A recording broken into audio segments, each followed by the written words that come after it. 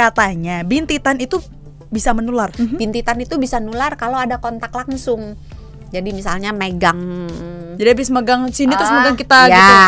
atau lewat benda, misalnya kita berbagi pakai dengan pasien yang ada bintitannya, misalnya berbagi pakai handuk atau sarung bantal atau kosmetik yang dioles ke mata. Itu bisa nular. Tapi kalau lihat-lihatan itu mitos.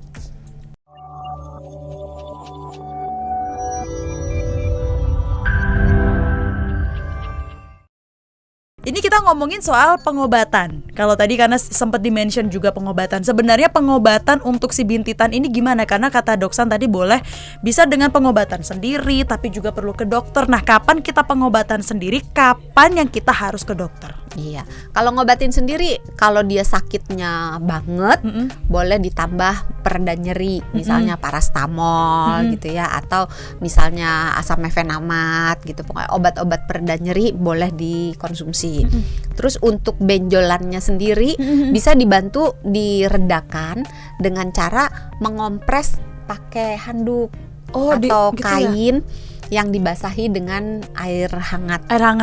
Tapi kainnya itu jangan sampai netes-netes gitu loh. Asal lembab. Jadi yang penting lembab aja ya. Karena kalau netes-netes kan kemana-mana gitu. Iya, kan. Bener-bener. Jadi cuci muka aja. mandi. Jadi pakai dibasahin, dilembabkan dengan air hangat, ditempel kira-kira 10 sampai 15 menit. Tapi jangan ditempel terus-menerus karena kalau ditempel berapa menit kan lama-lama angetnya berkurang kan. Kalau angetnya udah berkurang, dimasukin lagi ke air hangat. Jangan marah dok. Enggak marah. Tenang dah. Yuk. Udah diulang. Takut bintitan. Terus diulang lagi, direndam handuk air hangat. Handuknya direndam air hangat lagi, tempel lagi gitu. Sehari boleh diulang 3 kali, 4 kali, 5 kali boleh. Ini kita masih membahas pengobatan sendiri ya. Katanya kalau pakai kantong teh hangat ini juga bisa mengobati, benar nggak? Bisa, boleh. Yang dianjurkan biasanya yang green tea. Agak mahal memang ya. Green tea ya. Dan kalau bintitannya di kiri dan di kanan, gunakan kantong yang berbeda. Jadi 2, jangan medit ya. Satu buat mata kiri, mata kanan.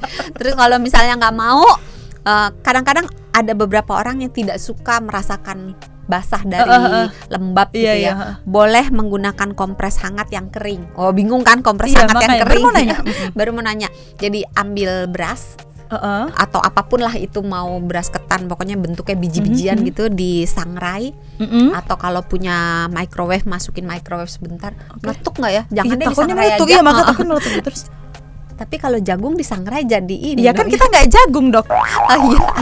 Disangrai sebentar supaya agak hangat, terus dimasukin ke dalam kantong kain, dikompresin boleh.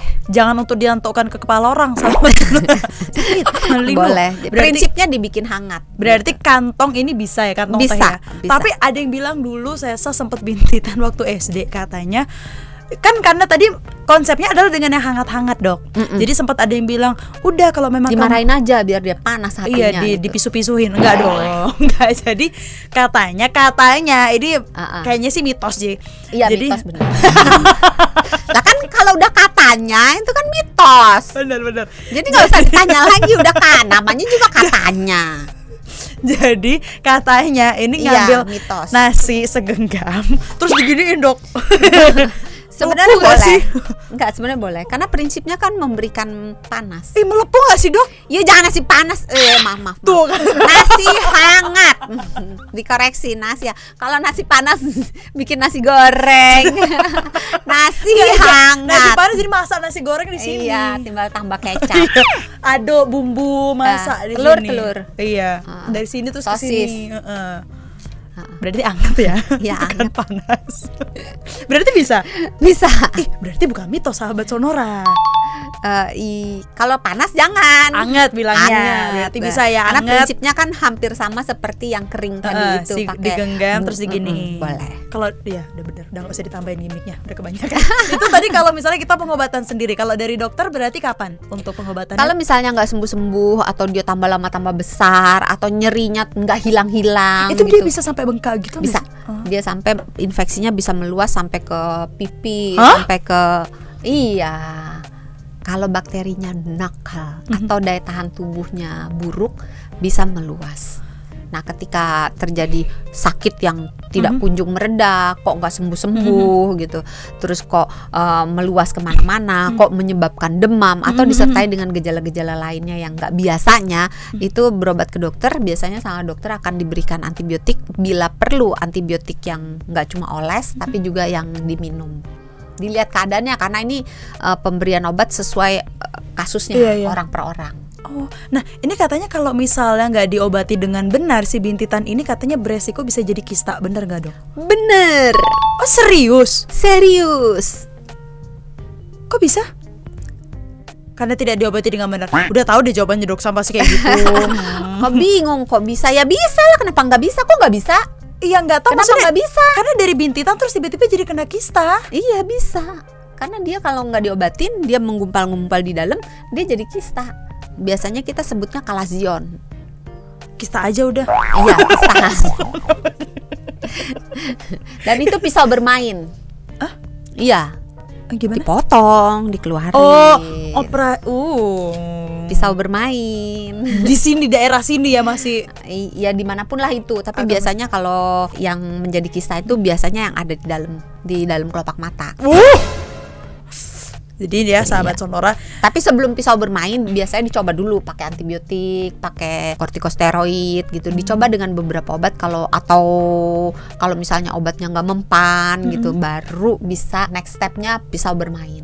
Tapi tenang sahabat Sonora, nggak berasa sakit. Iya kan, dia tetap namanya kan dikasih. Iya anestesi sih bener, cuman kan tetap ke belakang kalau ya sakit dikit lah. Enggak, masalahnya waktu pisau bermainnya nggak kenapa-napa. After effect-nya sahabat Sonora kayak nyut. Ya makanya jaga supaya jangan. Nah, kan ini udah ada pencegahan. Nah ini yang baru mau ditanya, pencegahannya gimana dok San? Ya jangan ngucek-ngucek. Jorok. Iya, pinter. Jangan ngucek-ngucek. Terus jangan apa lagi? Jangan jorok. Jangan jorok. Terus ya pakai maskara. Jangan. Ya harus dibersihin. Dibersihin. Jangan sampai males udah ngantuk gitu, misalnya abis pulang malam udahlah tidur aja gitu, capek, jangan, dibersihin dulu. Terus pakai maskara juga jangan sampai yang expired, pakai eyeliner, pokoknya segala sesuatu yang diletakkan yang dioles di daerah mata, biasanya 6 bulan buang. Punya Sesa berapa lama ya? Kayaknya dari tahun itu ya, waktu 1973 nggak sih itu kayaknya? Bukannya dari sejak bukan hanya pandemi, itu udah kering kerontang gitu. Berarti pakai arang mungkin ya? Biar agak smoky. Kalau pakai arang sih nggak apa-apa, nggak ada expired nih kalau arang. Tapi itu tadi ada cara mencegahnya dulu lagi dok. Iya, terus jaga kesehatan. Karena kalau kesehatan kita baik, penyakit juga susah melekat. Tuh si bintitan akan cuci tangan kalau mau naruh sesuatu ke daerah mata. Oh iya, ini terlebih untuk yang pakai softline ya juga ya dok ya. Iya. Harus rajin-rajin cuci tangan, nyanyi selamat ulang. Tapi terlalu sering cuci tangan juga nggak bagus. Kenapa hilang nanti tangannya? Tambah kecil gitu. Sabun batang dong, tambah lama tambah kecil. Udah kepanjangan kita. Berarti aman untuk cara mencegahnya dok ya. Itu tadi ada beberapa cara mencegah sahabat Sonora. Kalau Anda punya kenalan Anda, saudara-saudara Anda mungkin yang lagi kena bintitan, wah kayaknya cocok banget nih untuk dibagiin yang namanya Kamu Sehat episode bintitan kali ini. Langsung aja di share, boleh di like. Dan kalau Anda punya pertanyaan atau punya rekomendasi topik apa sih yang mau kita bawain di Kamu Sehat, boleh banget langsung tulis di kolom komentar di bawah ini. Jangan lupa di subscribe juga supaya gak ketinggalan informasi seputar Kamu Sehat lainnya. Dan sebelum kita closing, dikirim juga videonya buat temennya yang ngintip. Oh iya, yang punya hobi yang suka hobi ngintip. Ingat supaya tetap mengintip. Jangan dong, nggak jadi bintik. Jangan dong. Salah pesannya ya. Pesannya salah sahabat Sonora. Tagline silakan untuk sahabat Sonora. Sehat itu mudah, sehat itu murah. Sehat itu mudah, sehat itu murah. Kita ketemu lagi di episode lainnya. Bye. Dah.